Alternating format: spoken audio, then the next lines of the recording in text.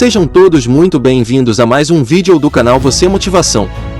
Que essa mensagem possa tocar seu coração. Tenha fé no Deus maravilhoso. Creia nos pequenos milagres que Ele prepara para a sua vida.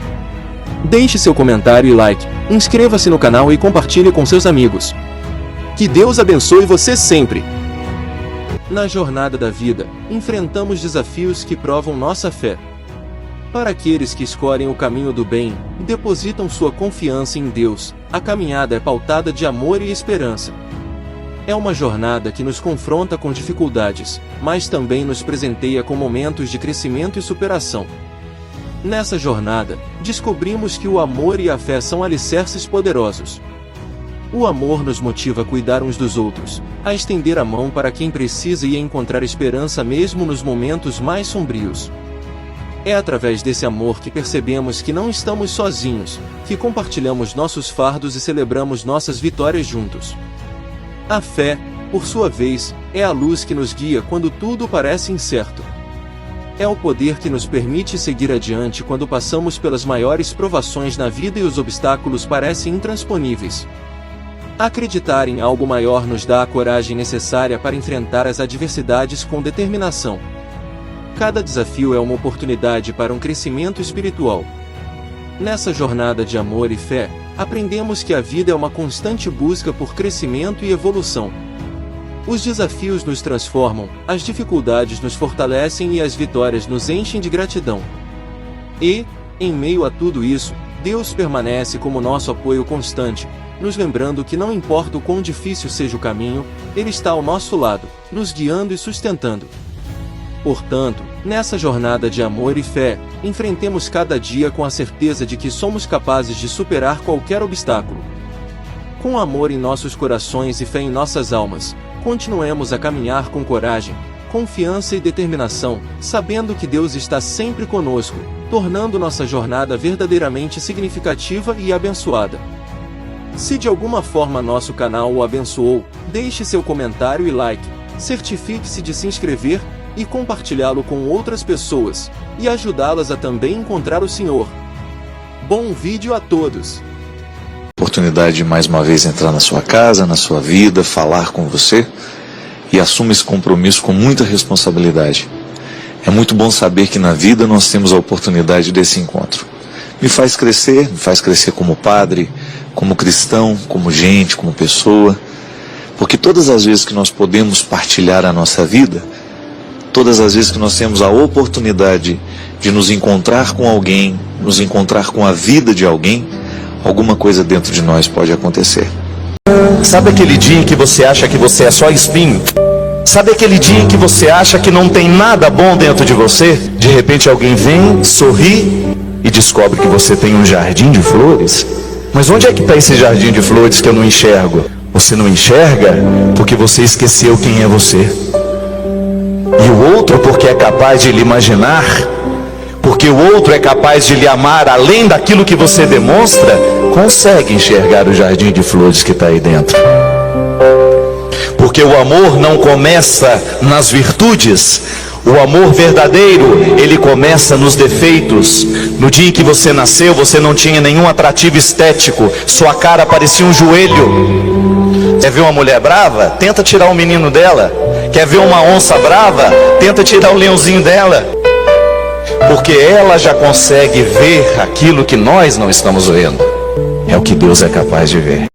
Se tem uma coisa que pode ser para nós e será sempre um desconcerto, é esta certeza de que todas as vezes que nós estivermos diante do cristianismo, nós estamos diante de uma realidade fecunda, profunda, que não se entende muito facilmente numa primeira leitura ou numa primeira observação. Guimarães Rosa, um escritor mineiro que gosto muito, escreveu um texto que se chamava A Terceira Margem do Rio. Mas quando nós olhamos o rio, nós só vemos duas margens, não é verdade? Não há uma terceira. E aí está a beleza do conto do Guimarães Rosa, porque o autor, ele insinua a vida a partir de uma outra realidade que a gente não consegue ver. E a beleza da vida, muitas vezes, não é naquilo que a gente consegue ver, mas é aquilo que a gente consegue ver a partir do que os olhos não podem. E aí você entrou no coração do cristianismo. Porque Jesus está falando sempre de uma terceira realidade que supõe o crescimento, que supõe o amadurecimento, que supõe uma visão mais aguçada, menos comum, menos superficial. Porque Deus não mora na superficialidade. E é por isso que a felicidade é um poço profundo, que tem que se fazer esforço, assim como na roça, eu me lembro, lá no interior de Minas Gerais, para a gente retirar água de qualidade, nós precisávamos cavar muito, e os poços, quanto mais profundos eles eram, maior era a qualidade e a pureza da água que se retirava ali. E no momento de retirar a água, o esforço de jogar o balde, de fazer toda aquela força para que a água pudesse vir, quanto mais pesado estava aquilo ali, significava que maior profundidade a água estava sendo retirada. E a gente não se importava, fazíamos o esforço, ficávamos ali algum tempo para que aquela água pudesse vir, e quando ela vinha, a alegria de vê-la tão pura, tão cristalina, porque valeu o esforço, valeu o tempo do esforço. Compreender as bem-aventuranças, esta felicidade que Deus nos propõe, através da boca de seu Filho, não é uma felicidade que vem da noite para o dia, nem tampouco é um amadurecimento que vai acontecer da noite para o dia. Só pode entender a felicidade aquele que já soube mergulhar naquilo que vem antes dela. Por isso a bem-aventurança, ela num primeiro momento o texto apresenta a parte que é o sacrifício, para depois mostrar a consolação. Só podemos falar de alegria se antes soubemos falar de tristeza. Só podemos falar de consolo se antes soubemos falar de desespero. Porque a vida humana é concreta, é no momento em que nós descobrimos que ela vai ganhando significado, que ela vai ganhando sentido, à medida em que a gente mergulha no antes, para depois conhecermos o verdadeiro depois. Se você ainda não pôde descobrir o que verdadeiramente te faz feliz, ou que te realiza, se talvez hoje na sua vida, você que me acompanha agora, se talvez você ainda não tenha descoberto o verdadeiro significado da sua vida, se ainda é triste, se ainda é infeliz, talvez seja porque ainda não foi capaz de mergulhar no mistério da sua tristeza, por exemplo. Talvez ainda não foi capaz de mergulhar no mistério do seu sofrimento e por isso não extraiu nada dele, senão a decepção. O Evangelho nos insinua o tempo todo e nos diz com muita clareza o tempo todo que só pode vencer aquele que soube lutar. Eu fiquei sabendo uma história linda. Uma professora de biologia uma vez me disse que uma cigarra, para cantar, antes disso, ela tem que passar 1 ano na solidão da terra, vivendo todo o processo da metamorfose, todo o processo da transformação.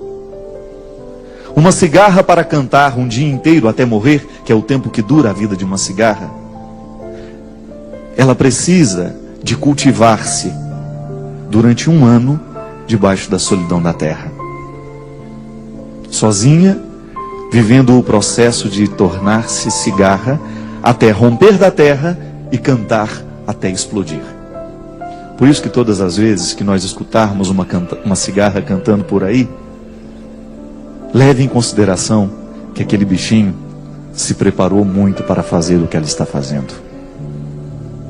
Canta 2, 3, 4 horas, não sei. Não sei qual é o tempo de duração de vida de uma cigarra. Um dia só, talvez até menos que isso. O canto de um dia é a expressão do preparo de uma vida inteira. Bem-aventurada a cigarra que passa a solidão da terra, que suporta o peso da solidão, porque dela será o canto, dela será a melodia. Se hoje nós pudéssemos parafrasear o Evangelho, só para a gente poder entender o que significa a bem-aventurança de fato. Eu não conheço muito bem a sua vida. Conheço alguma coisa, sabe por quê? Porque quando a gente se olha, a gente sabe que de alguma forma nós já passamos muitas coisas semelhantes. Mesmo que a gente não tenha a oportunidade de sentar-se à mesa e contar o que já passou. Mas eu tenho certeza que se hoje eu contar um pouco das minhas dores, você contar um pouco das suas, em muitos momentos as nossas histórias se encontraram. Porque a vida é assim. Os sofrimentos humanos são muito parecidos, só muda de endereço. Já dizia minha mãe o tempo todo, cada um no seu canto, sofre seu tanto. A vida é assim. Se hoje você quisesse fazer um relato da sua vida e descobrir o quanto você já cresceu na sua história, se hoje você quisesse fazer um relatório da sua vida, quem sabe relembrar quem é você, fazer um relato de quem seja você, contar ao mundo quem é você, é só você fazer um relato de tudo que você já sofreu, de tudo que você precisou se empenhar, de tudo que você precisou lutar, de tudo que você precisou reconciliar dentro de você.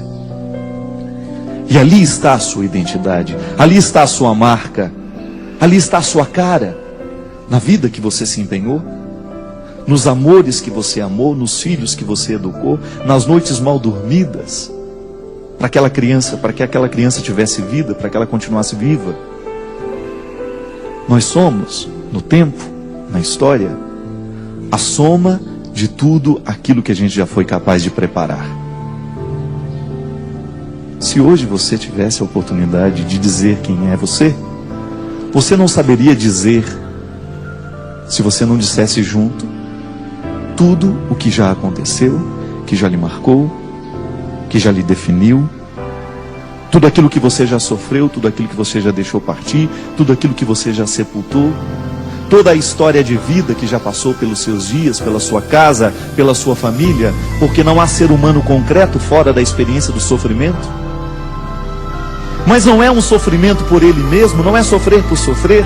E as bem-aventuranças estão mostrando o tempo todo, quando Jesus nos apresenta um jeito de ser homem, um jeito de ser mulher, está mostrando justamente que a vida, ela só é possível no momento em que nós conseguimos fazer a equação do sofrimento para vivê-lo na perspectiva da redenção. Não há ressurreição sem o Calvário. Se você tem que caminhar 30 quilômetros, é preciso dar um passo. Pequenas iniciativas. O sofrimento da caminhada vale a alegria de uma chegada. E isso é ser bem-aventurado. É você ter diante de você a certeza de que esta religião, este Deus que você ama, não quer outra coisa senão colocá-lo nesta caminhada da felicidade, desta realização, desta alegria, que não é uma alegria vã, que não é uma alegria passageira, mas que é feita justamente no momento em que você se dispõe a viver a perspectiva da luta, do empenho. Há também uma história interessante. Dizem que a águia americana, essa águia, que é o símbolo da nação americana, à medida que um tempo vai passando para ela, as unhas vão ficando curvadas, o bico vai ficando curvado, e ela vai perdendo o poder de caça. Vai perdendo o poder de caça justamente porque as garras já não conseguem segurar a presa. O bico já não consegue comer direito. E então, naquele momento, depois de ter vivido um bom tempo da sua vida, ela tem que tomar uma decisão. Então ela se refugia nas alturas, nas pedras, nos penhascos, e lá ela faz um processo doloroso que consiste em ficar diante de um paredão, ficar diante de uma pedra, de um penhasco, e bater o bico, ficar batendo o bico incessantemente, até que comece a machucar, até que comece o sangramento, e até que aquele bico se desprenda dela. A águia precisa perder o bico que já não lhe serve. E é sofrido isso. Cai aquele bico e pelo próprio processo da regeneração da natureza, um novo bico vai surgindo. Cresce. Como se fosse uma criança ali se desenvolvendo de novo. E o processo ainda não terminou. Quando o bico já está novamente crescido, fortalecido, ela começa um processo de arrancar as unhas. Com o próprio bico novo, ela começa a arrancar as unhas que já não lhe servem mais, porque já estão curvadas, já não são capazes de segurar a caça. Se ela continuar com aquelas garras envelhecidas e sem poder de caça, o que acontece? Morre de fome. Não tem mais as características da águia. É uma águia, mas é uma águia sem poder, sem garras.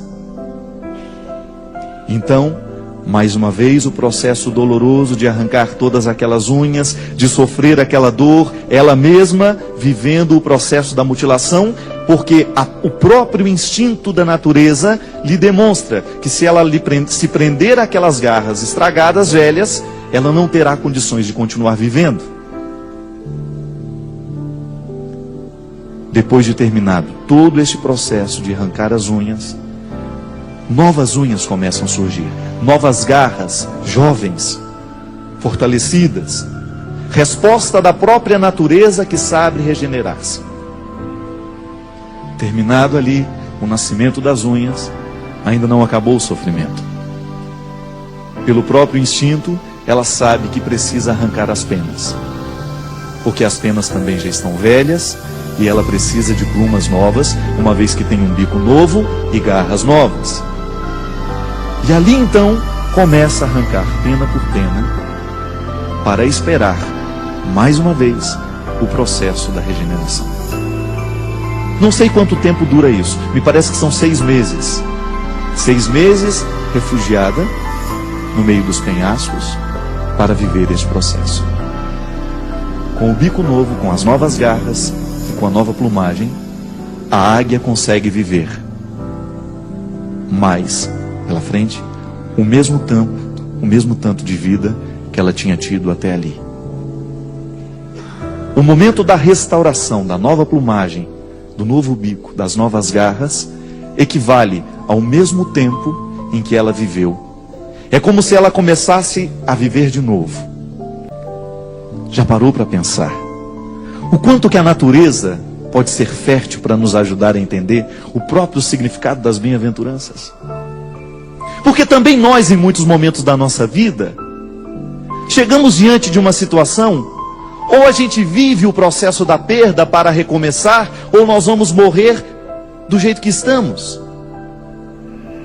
Quando nós não somos capazes de reagir diante da própria vida, quando nós vamos nos entregando aos poucos, quando daqui a pouco a gente já não percebe mais vida em nós, quando a gente se sente orgulhoso por ser águia, mas uma águia sem poder de voo. Águias, o próprio significado da força, da luta, associado ao significado do ser cristão, todo cristão é uma águia em potencial, é capaz de alçar voos, é capaz de vencer os obstáculos. O cristianismo nos fortalece para isso. É dom de Deus em nós. Se nós de fato soubéssemos o significado do que significa ser cristão, o que significa verdadeiramente ser cristão no mundo de hoje, nós descobriríamos o essencial da vida e saberíamos que há um poder de transformação em nós, que ninguém seguraria o mundo por força dos cristãos. Mas nós ainda vivemos rastejando e ciscando como se fôssemos galinhas e galos. Somos águias em potencial, mas vivemos como se fôssemos galinhas, nos quintais, nos terreiros. Sabe por quê? Ainda não tivemos a coragem de encarar o sofrimento de verdade. Eu vejo, minha gente, como padre o tempo todo estou acompanhando, estou esbarrando no sofrimento das pessoas. Há 2 formas de nós encararmos o sofrimento, há 2 formas de nós encararmos a dificuldade. Ou encaramos de frente para vencer, e aí assumimos o sofrimento da luta de vencer aquela hora, assim como a águia é capaz de vencer o sofrimento de retirar as unhas velhas, o bico velho, trocar a plumagem.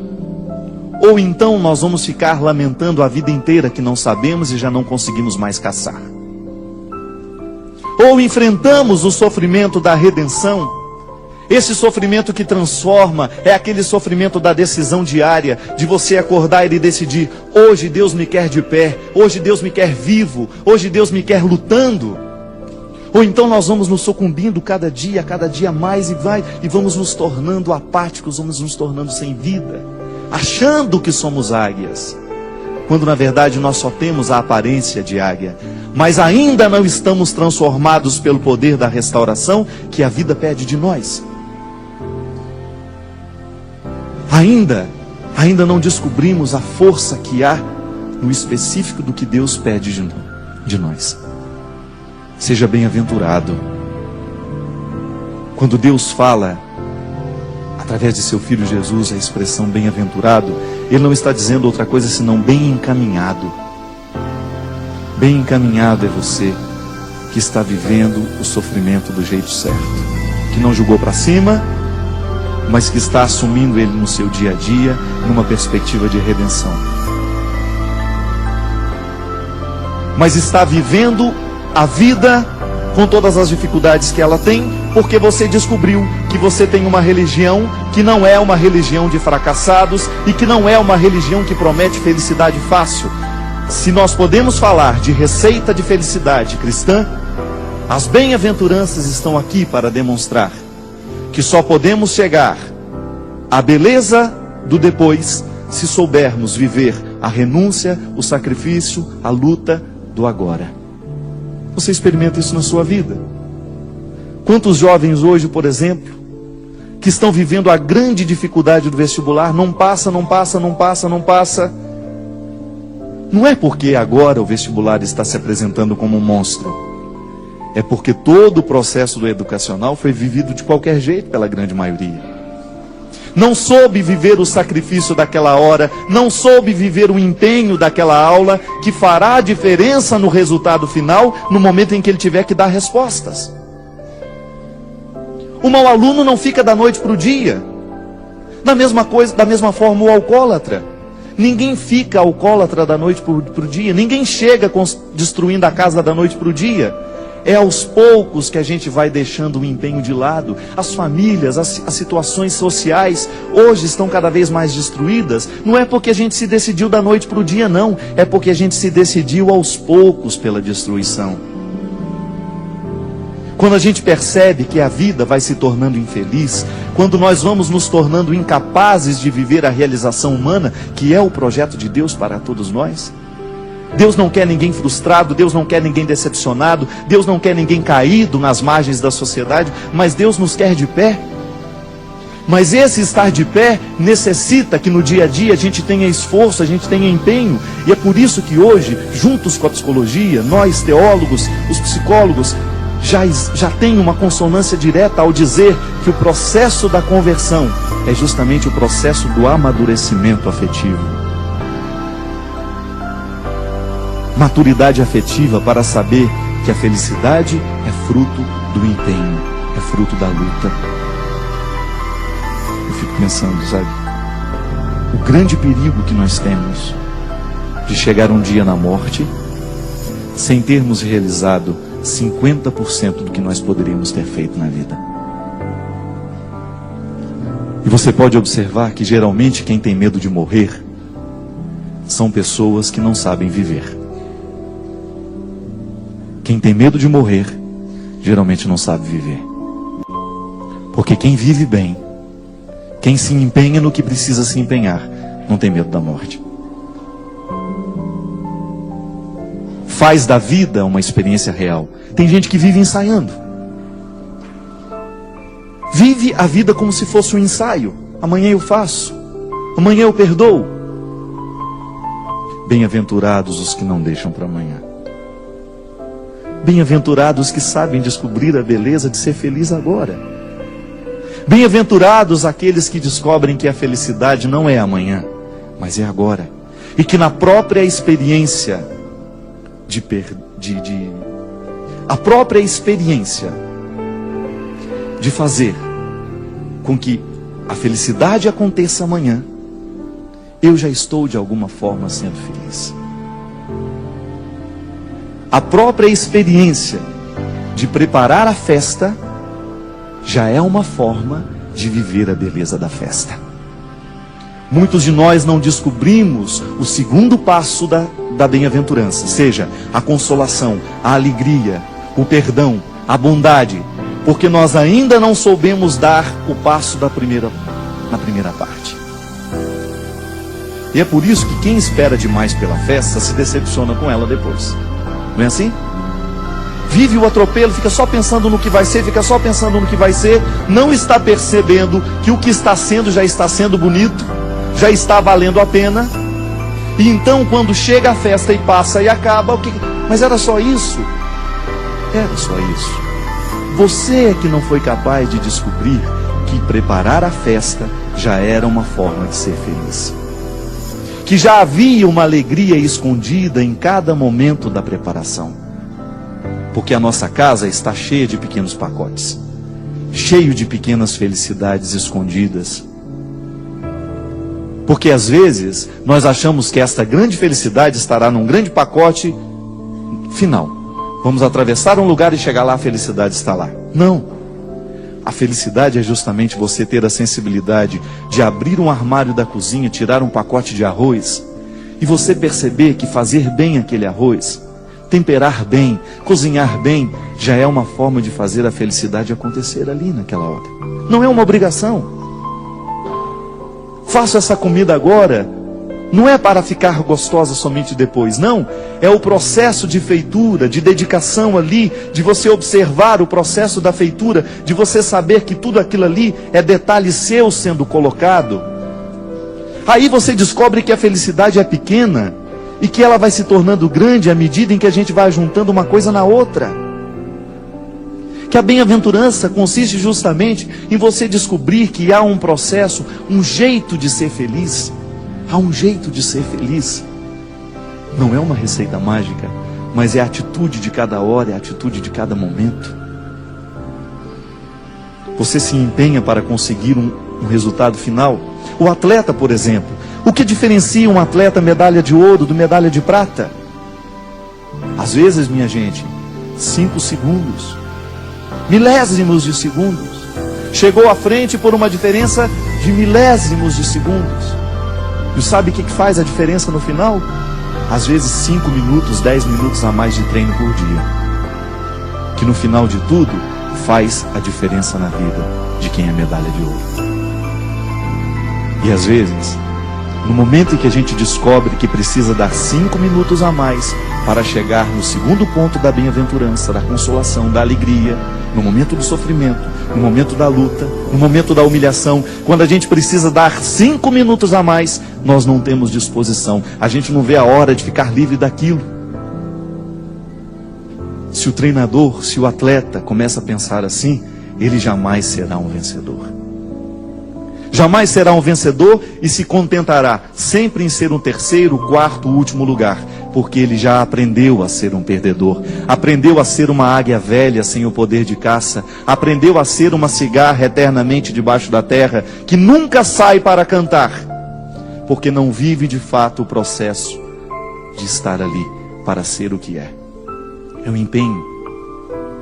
O medalha de ouro é aquele que se desafia. Estou cansado, mas vou treinar mais 5 minutos. Porque isso, 5 minutos hoje, 5 minutos amanhã e depois, farão diferença no meu resultado final. E tem isso diante de si, tem essa consciência de que não pode parar, de que não pode deixar de lutar. Porque a vida, a felicidade, o segundo ponto da bem-aventurança, só acontecerá na sua vida se ele souber viver o empenho daquela hora, a dificuldade daquele momento, se souber sorver com todas as forças aquele momento que está lhe batendo a porta, aquele desafio que precisa ser vencido. Porque há muitos de nós que precisa cair o bico e fica só olhando para o penhasco. Meu Deus, preciso começar a bater esse bico nesse penhasco. Vou começar amanhã. Meu Deus do céu, eu preciso bater o bico nesse negócio aqui, porque senão, mas eu vou começar amanhã. É igual dieta que começa na segunda. Nós sempre temos uma desculpa. Esse final de semana eu vou aproveitar. Depois eu começo. E aí, nós vamos enganando a gente mesmo e nós vamos ficando só na primeira parte. Vamos ficando só na primeira parte. Continuamos pobres, continuamos miseráveis, continuamos mesquinhos, continuamos enjoados, continuamos aborrecidos, continuamos humilhados, continuamos mortos, continuamos no sepulcro. Porque deixamos de viver a perspectiva da vitória, porque a gente não tem a coragem heróica de bater o bico contra o penhasco e deixar que caia aquilo que já não é mais nosso. É igual pessoa que morre alguém da família e que não aceita a morte. Fica vivendo como se aquela pessoa existisse, estende o sofrimento a vida inteira, não é capaz de dar tchau, não é capaz de sepultar, não é capaz de compreender que as pessoas morrem, por mais trágico que seja a morte. Precisamos nos libertar disso. Morreu, vamos sofrer, mas vamos sofrer para que a cura aconteça em nós. Vamos sepultar o que precisa ser sepultado. Nisso consiste a maturidade. É igual o namorado que termina e que não aceita que o namoro acabou, fica eternamente sofrendo pelo namorado que não virá mais. E não são poucas as pessoas que hoje vivem a agonia, que não chegam à segunda parte da bem-aventurança, porque não sabe deixar as pessoas irem embora. Não sabe deixar as pessoas partirem. Chico Buarque dizia em um dos seus poemas, assim de maneira muito trágica, ele dizia assim: saudade é o revés de um parto, é arrumar um quarto para um filho que já morreu. Saudade é o revés de um parto, é arrumar um quarto para um filho que já morreu.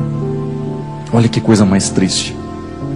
Fazer da vida uma eterna espera de quem já não volta. E quem espera por aquilo que não é possível, já está sendo infeliz nas pequenas partes. Porque o bonito da vida é a gente descobrir, não deu certo, mas agora a gente pode ir além. E é justamente o específico do cristianismo em nós, quando você descobre que Deus não é esta presença que fica nos apontando para o que não deu certo. Eu tenho uma graça e alegria de dizer que eu sou padre do coração de Jesus e que o coração de Jesus não tem outra coisa para dizer aos outros, àqueles que estão comigo, a mim todos os dias, senão isso.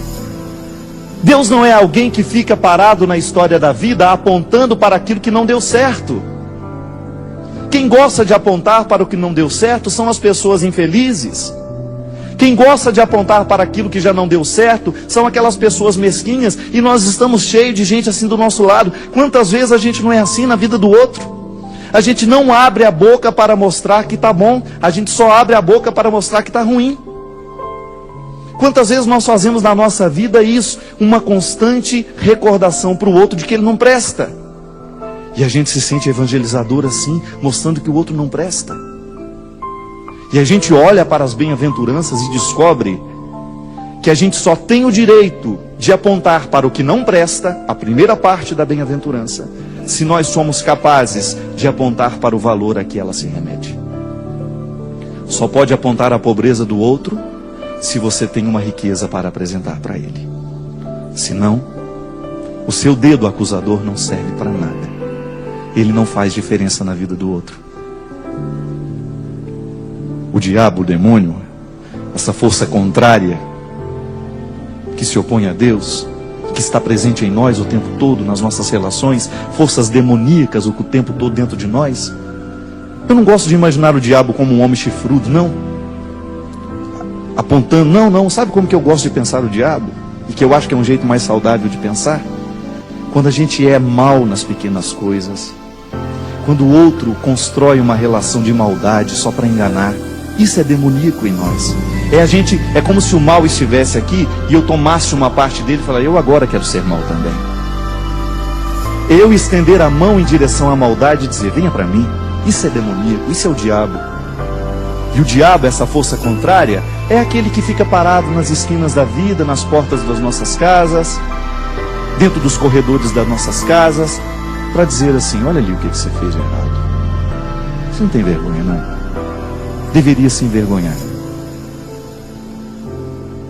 Só mostra a primeira parte. Olha o que você não fez. E Deus, ao contrário, sorrindo, satisfeito com a gente, mesmo que a gente não tenha conseguido fazer certo, Deus, ao contrário de ficar apontando o que não foi feito, ao contrário de ficar apontando o que não deu certo, Ele apenas nos sorri e nos diz: olha o que ainda pode ser feito. Olha a bem-aventurança, olha a felicidade que te espera. Olha a beleza que ainda você não foi capaz de conquistar. Vive esse tempo debaixo da terra agora, de sofrimento, de luta, mas não viva triste não. Já descubra que esta luta, esse sofrimento, é redentor na sua história. Perceba que neste momento da sua história, há uma felicidade sendo nutrida. E que você só será capaz de reconhecê-la à medida em que você é capaz de perceber que neste momento da sua vida, da sua história, há uma dor acontecendo, mas há uma alegria sendo preparada. Só sabe ser feliz quem soube ser, de fato, triste. Não é assim? Só sabe ver o valor da riqueza aquele que verdadeiramente experimentou a pobreza. E é por isso que há um ditado popular que diz muito bem: tudo que vem muito fácil, vai embora muito fácil também. Que não precisou lutar para alcançar. E é por isso que essas religiões que prometem uma felicidade fácil, ou que fazem uma negociação com Deus, me dê isso que eu lhe dou o dobro. Não! O dobro já nos foi entregue. O dobro já nos foi dado, e Deus não muda de ideia porque já nos entregou o dom. A felicidade já foi dada para todo mundo. Deus não muda de ideia. Deus não amanhece mal-humorado e fala: hoje eu vou retirar o que já dei. Não! Se a felicidade não está acontecendo, é porque a gente ainda não teve forças de arregaçar as mangas, ou a gente ainda não teve coragem de enfrentar o penhasco, ou a gente ainda não teve coragem de enfrentar a solidão da terra, e a vida foi ficando preguiçosa, e nós fomos ficando preguiçosos, nós não fomos nos tornando capazes de assumir o sacrifício daquela hora, daquele momento. E aí ficamos colocando a culpa em Deus. Mas e a minha parte, e a sua parte? Onde é que está o nosso empenho? Onde é que está o preparo nosso de cada dia? Aquilo que você olha em frente, gente do céu, eu não posso continuar com esse bico caído desse jeito. Eu tenho que ter coragem de mexer na minha história, nos meus sentimentos. Eu tenho que tomar coragem de mexer nas minhas feridas, porque é somente mexendo que eu vou me tornar capaz de viver a cura, a experiência da reconciliação interior. Quantos de nós precisamos fazer isso? Quantos de nós precisamos aqui viver neste momento, agora quem sabe, sair deste sofrimento que não tem nenhuma redenção nele? Sofremos por sofrer, vivemos por viver, a gente vai vivendo pela metade. A gente vai vivendo como se fôssemos apenas... Vamos fazendo da vida apenas uma experiência de metade. Eu já contei aqui mais uma vez. Conto de novo porque acho a história bonita. Dizem que na China há um rio chamado Rio Amarelo, diferente dos outros rios. Porque este rio, ele acaba antes de morrer. Mas você poderia me perguntar assim: mas padre, qual é a diferença que existe entre acabar e morrer? Não é a mesma coisa? Não. Quando a gente morre, nós na verdade entramos numa nova perspectiva de vida, não é assim que a gente acredita? Então a gente não acaba, a gente continua na eternidade. A morte é apenas um momento de transformação. A gente se transforma em outra coisa, a gente entra em outra perspectiva, a gente entra em outra realidade.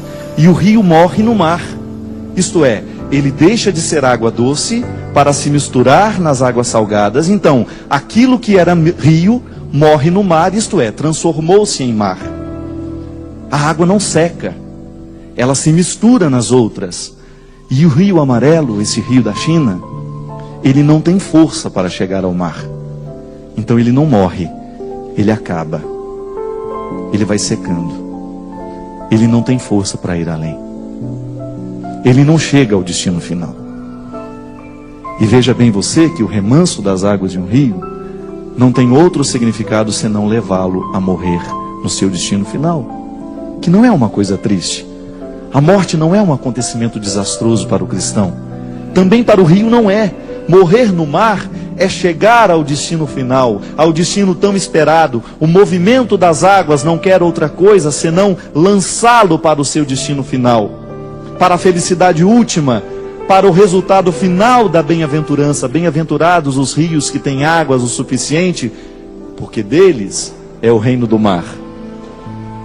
Bem-aventurados os rios que são caudalosos, porque deles é o reino do mar. Bem-aventurados os rios que têm muitos afluentes, isto é, que se junta a outros para não morrer, para não acabar antes de morrer. Veja bem que um rio, ele só é capaz de chegar no mar à medida em que ele tem afluentes. Isso é, à medida em que ele tem outros rios que se juntam a ele, em que ele não está só, porque sozinho ele morre. Ele acaba antes de morrer. Sozinho ele não chega ao destino final. Eu fico pensando, minha gente, quantos de nós também não corre o risco de ser esse rio amarelo? A própria expressão já diz, né? Lá em Minas, quando a gente está, ixi, hoje vem esse meio amarelo. E esse sorriso amarelo, a gente fala, né? Sem graça, sem vida. Se hoje está com um sorriso amarelo. Isso é, está um sorriso que está acabando. Ele nem começa e já acaba. Parece que só sorri por, né? Já acabou. Agora, o sorriso, quando ele é de fato, ele morre na alegria. Ele pode até terminar, mas ele não acabou. Ele morreu, isto é, transformou-se, iluminou os olhos. O sorriso de fato, o sorriso de verdade, é aquele que ilumina os seus olhos. Você percebe quando o sorriso é mentiroso, é quando ele é só na boca, aí ele é amarelo. Agora, quando o sorriso é capaz de ultrapassar os limites da boca, ele ilumina os seus olhos. E aí você nem precisa ficar com os dentes reganhados. A gente olha em você e a gente já percebe que há um sorriso nos seus olhos. Eu costumo dizer, uma palavra a gente pode entender errado.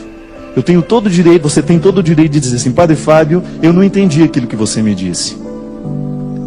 Agora você nunca poderá me dizer, Padre Fábio, eu não entendi o jeito como você me olhou.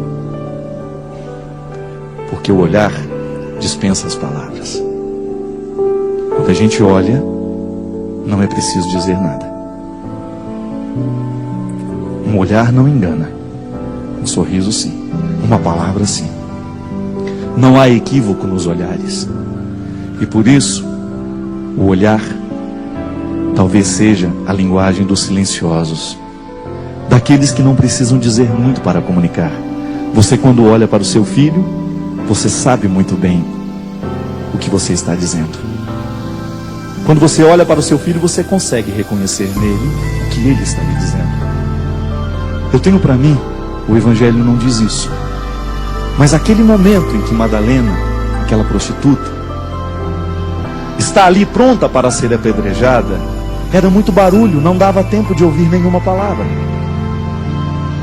Não tinha condições de ouvir palavras naquele momento em que todos gritavam uma única frase: condena essa mulher. E ela já toda rendida à condenação, acata que ela merece ser condenada. Eu tenho para mim que naquela hora Jesus não tem outra forma de interferir na vida daquela mulher senão olhando. Não diz uma palavra. Ele apenas fita os olhos na mulher. E naquele momento estabelece uma comunicação perfeita. E naquele olhar havia uma frase sendo dita, um amor sendo comunicado, um perdão sendo concedido. E um coração entendendo assim: Madalena, o que você está fazendo aí, minha filha? Você não tem o direito de acabar agora. O seu destino é morrer, não é acabar. Render-se a esta condenação é acabar. É você não assumir a perspectiva daquilo que você é você renunciar o direito de ser feliz, é parar na primeira parte da bem-aventurança, é não dar o salto. Madalena, você não nasceu para essa condenação. E então, um único olhar no meio de tantas vozes que condenavam, se torna capaz de reerguer, de levantar-se. Um único olhar é capaz de reerguer alguém que está caído. Porque recorda que ela não nasceu para acabar ali. Que tudo aquilo que ela já foi na vida não importa. Se já foi uma prostituta, não importa. Se não valeu muita coisa na vida, não importa. Porque é para frente que se olha, é para frente que se vê. É a segunda parte da bem-aventurança que nós queremos. Só precisamos passar pela primeira. O desconsolo, a tristeza, o sofrimento, porque precisamos ir além. Precisamos dar o salto, e aquele é o momento em que aquela mulher faz a experiência de ir além, porque um olhar a encontrou. Eu gostaria muito, fundo do meu coração, que hoje esse olhar de Jesus pudesse nos encontrar também. Quem sabe para a gente ter coragem de levantar e não acabar. Quem sabe para uma nova esperança tomar conta do nosso coração, para que a gente seja capaz de esperar a morte, que é justamente o momento da nossa transformação. Porque sabendo viver, nós certamente saberemos morrer. E o cristianismo é isso. É esta proposta de vida que nos prepara para a morte. Esta felicidade eterna que nós esperamos já pode ser experimentada aqui, reconciliando aquilo que é contrário dentro de nós, dentro do nosso coração, daquilo que não deu certo, daquilo que não foi capaz de ser corrigido. Não importa. Hoje é o tempo. Hoje é a vida. A vida não foi ontem. O que foi ontem já não tem mais poder de decisão sobre nós. Pode até nos influenciar, mas não é decisivo mais, porque já foi, já acabou. Agora, hoje é o dia de ser olhado. Hoje é o dia de descobrir que ainda tem jeito. Hoje é o dia de decidir-se. De quem sabe buscar um afluente. Se você hoje é um rio que está muito sem água, se hoje você não tem muita água para chegar no destino final, busque os afluentes.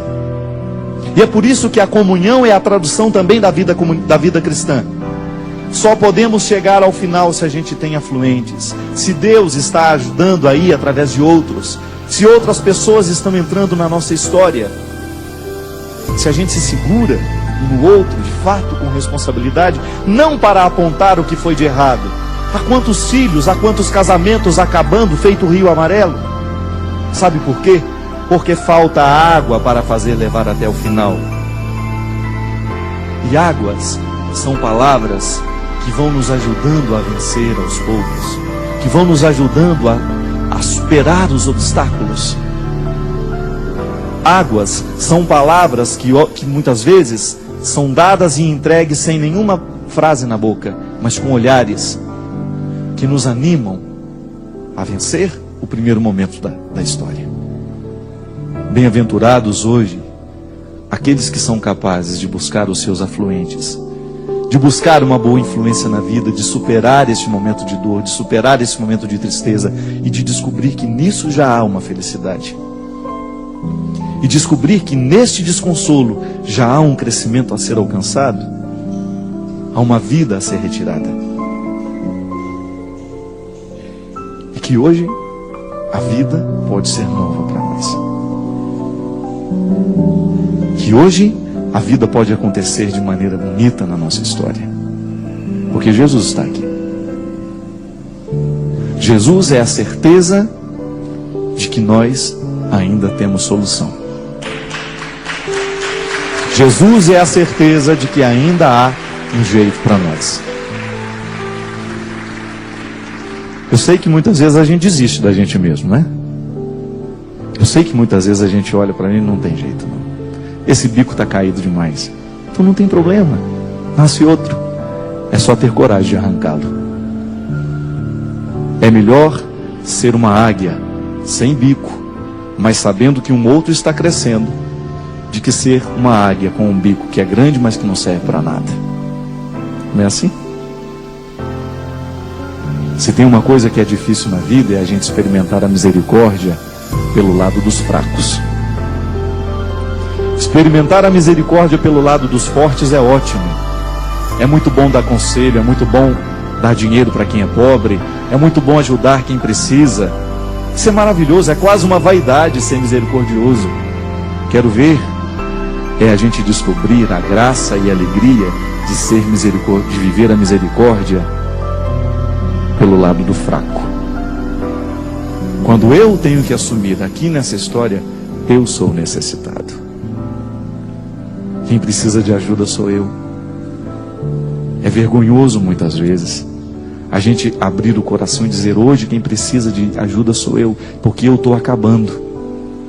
As minhas garras já não servem para nada senão para machucar. Não consigo apanhar nada de bom no mundo. Eu vou e tudo que eu pego é só carniça.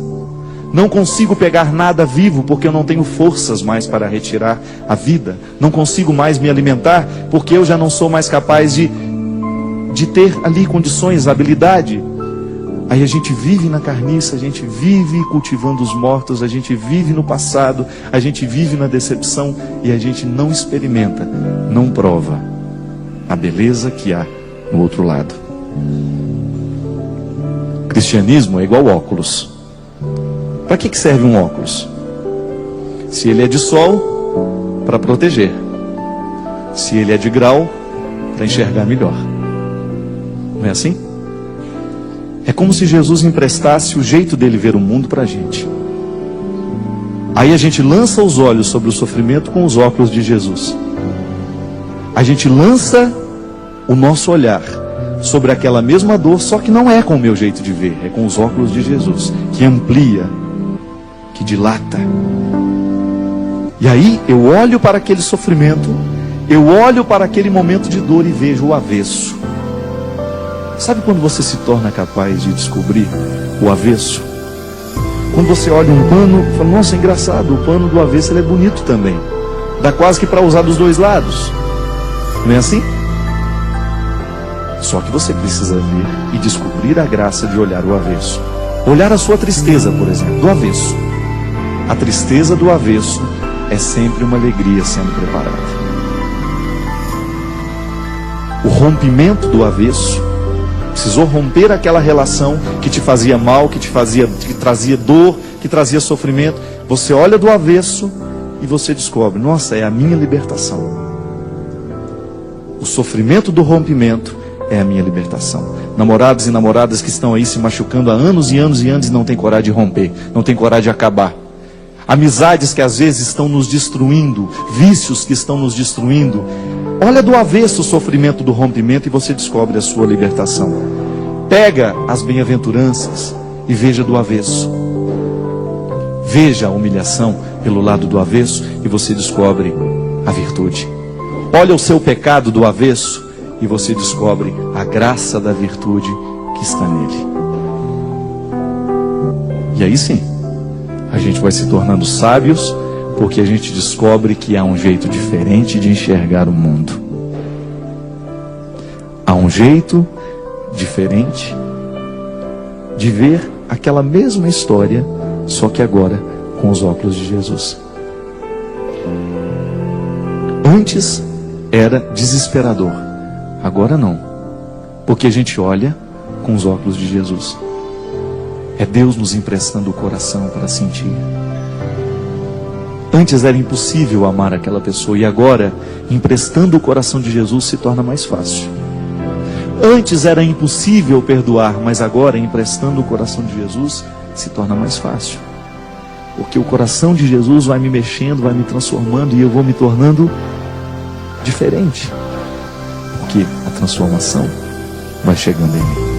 Quando eu falo das minhas necessidades espirituais, eu estou abrangendo tudo aquilo que na minha vida me dá condições de ser um homem melhor. Como? Através das minhas escolhas, através daquilo que eu construo, daquilo que eu deixo. Sim, porque às vezes nós temos uma visão muito positiva. A gente acha que construir é somente trazer, assumir, querer, né? Não.